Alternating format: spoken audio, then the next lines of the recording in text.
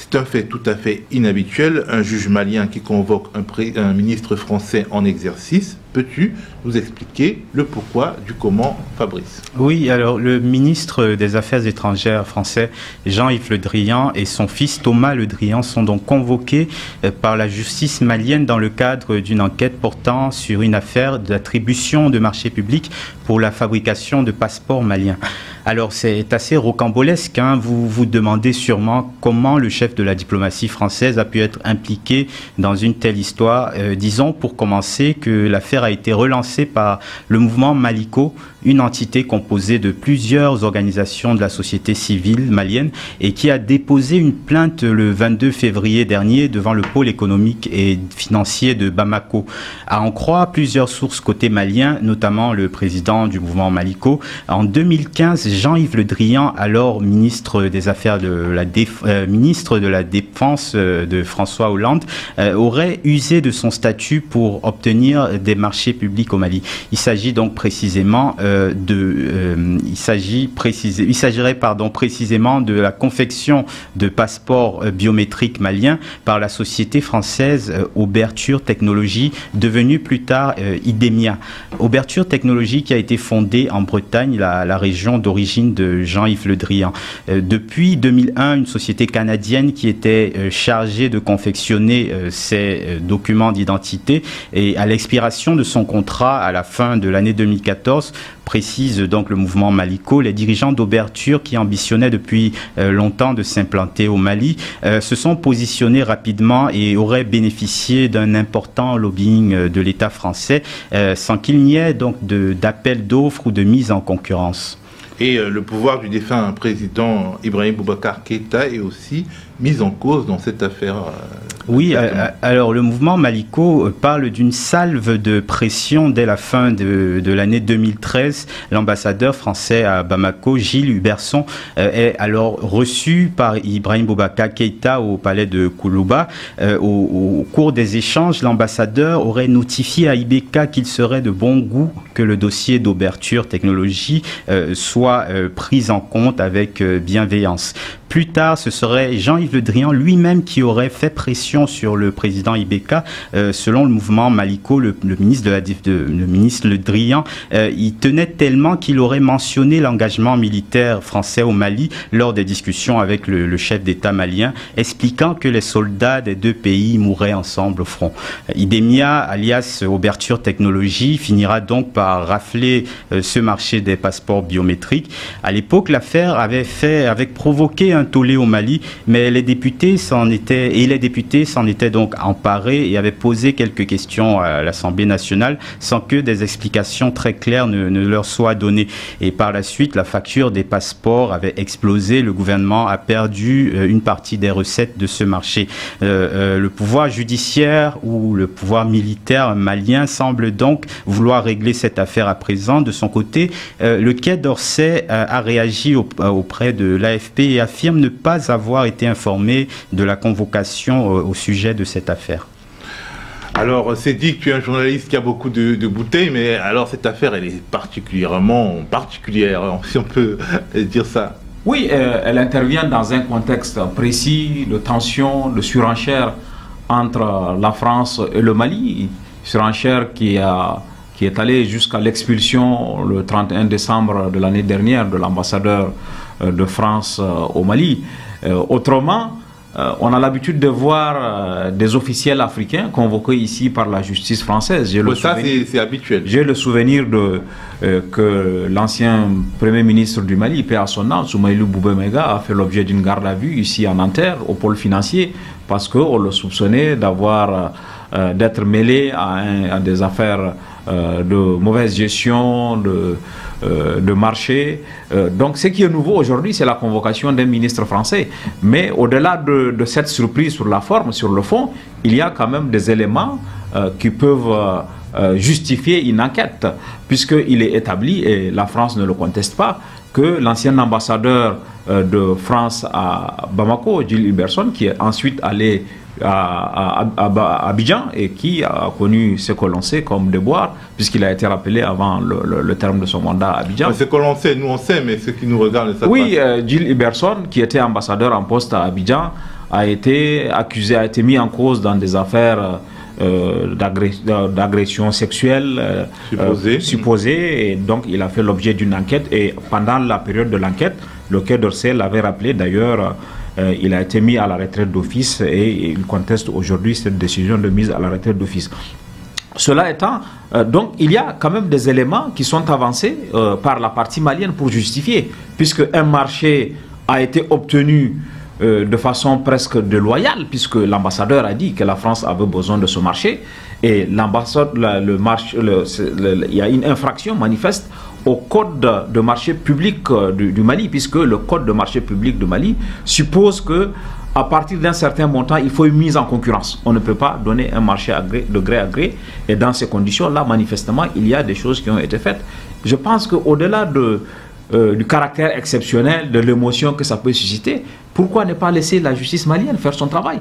Si c'était en France, on aurait dit que la justice est indépendante, qu'elle doit faire son travail. Aujourd'hui, on est au Mali, on va voir la justice malienne faire son travail, faire les investigations nécessaires. Et M. Le Drian, ni son fils, ni lui-même, n'ont rien à craindre s'ils n'ont pas d'éléments à se reprocher. Et moi, je pense qu'il faut laisser la justice malienne faire son travail, comme on aurait dû, si c'était arrivé ici, dire laisser la justice française faire son travail. Alors Félix, on est en plein de ce dont parlait Anatole France, on croit mourir pour la patrie, on meurt pour les industriels, c'est-à-dire qu'il y a quand même ce contexte où le Mali avait besoin de la France pour chasser entre guillemets les djihadistes, et ce contrat de l'entreprise canadienne arrive à son terme, et on met d'une certaine manière assez subtilement dans la balance la présence militaire française à Bamako pour gagner des marchés. Ouais, mais quoi qu'il en soit, la diplomatie française se vante de promouvoir à l'échelle internationale un certain nombre de valeurs, parmi lesquelles l'état de droit. Jusqu'à preuve du contraire, je pense que le juge malien est un juge indépendant dans le cadre d'une justice qui fonctionne dans un pays qui a un certain nombre d'institutions. Cela étant, il a été interpellé par une plainte émanant d'association, donc il a le devoir d'investiguer. Moi, je crois à la présomption d'innocence, et pour le moment, ce qu'on peut noter, c'est qu'ils ne sont que convoqués. Ils sont que convoqués, il n'y a pas de mise en examen. Mais l'explication que le Quai d'Orsay semble donner, moi, elle me semble extrêmement courte et problématique. On ne peut pas dire qu'il s'agit d'une provocation. Il n'y a pas de provocation, c'est tout simplement une convocation. Si pour des raisons X, Y ou Z, monsieur Le Drian ne peut pas déférer ou son fils ne peuvent pas être présents à la convocation, le juge malien devrait faire mettre en place une commission rogatoire internationale. Mais il a le devoir de répondre quand la justice malienne le convoque, ou bien organiser son audition par un juge français s'il a des explications à donner à la justice malienne. Le mépris qui semble émaner du communiqué du Quai d'Orsay est inacceptable, il est absolument inacceptable. Le Mali, jusqu'à preuve du contraire, avec ce juge, on peut pas il n'y a pas de suspicion, on peut pas dire qu'il y a une suspicion d'illégitimité en ce qui le concerne. Parce que oui, le coup d'État qui a eu lieu n'a pas renversé le pouvoir judiciaire. Absolument. Ouais. Alors, Fabrice, est-ce que c'est pas un peu hypocrite quand même de ne pas voir les relations détestables entre Paris et Bamako, pour l'instant, c'est peu de le dire, de ne pas les prendre en compte? C'est peut-être d'ailleurs ce que utilise le Quai d'Orsay pour parler de provocation, parce que de fait, il y a une sorte de parasitage entre cette affaire judiciaire qui commence juste et l'atmosphère pourrie qui règne entre Paris et Bamako. Oui, c'est sûr, on ne peut pas faire abstraction du contexte entre les deux États, la surenchère aussi dans le langage, parce que Jean-Yves Le Drian, quand même, avec Florence Parly, ont été très durs vis-à-vis de la junte malienne, vis-à-vis des autorités maliennes depuis de nombreux mois. Et donc, il n'y a pas eu de ménagement du côté français. Et je crois qu'aussi, du côté malien, sur la symbolique, je crois qu'on est dans un enchaînement aussi de quelque chose de symbolique, c'est-à-dire de renverser les images. C'est-à-dire, avant, on pouvait voir des autorités africaines convoquées à Paris par la justice dans telle ou telle affaire.